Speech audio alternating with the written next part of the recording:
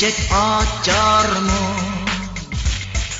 Görgen düşlerim, görgen düşte hoşam, toyni kıldık biz.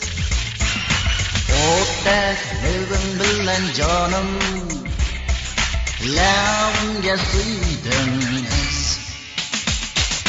Görgen düşte hoşam, toyni kıldık biz. Otak lav bilen canım, lavga suydunuz.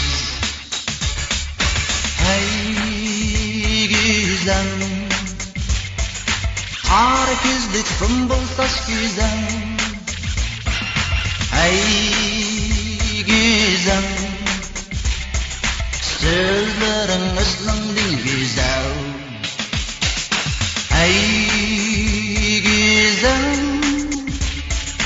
kar gözlük sümbül saç güzel. Yetkil muradımga, ay peri Uygur kız güzel.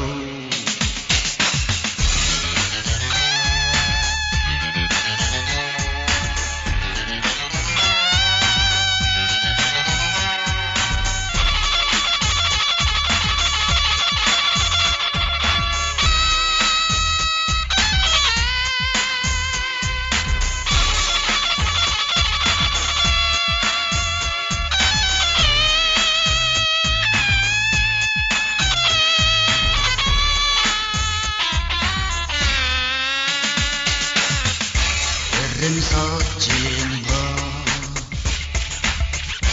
yürü aldım bu, Tal Mecnun'dek iyi oldum bu. Kıynımay meni güzel, kelgin kaşımga.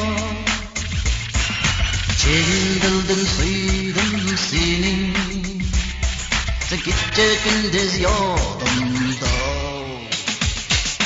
Bilmem meni canım, kelgin kaşımga. Çildildin suydum seni, gece gündüz yolumda. Hey güzel, kara gözlük sümbül saç güzel. Ey güzel, sözlerin üstünden güzel. Ey güzel, sözlerin hanavat eser. Yetkiz muradımga, ay peri Uygur kız güzel. Ey güzel, sözlerin kanmavat eser. Yetkiz muradımga, ay peri Uygur kız güzel. Ay peri Uygur kız güzel.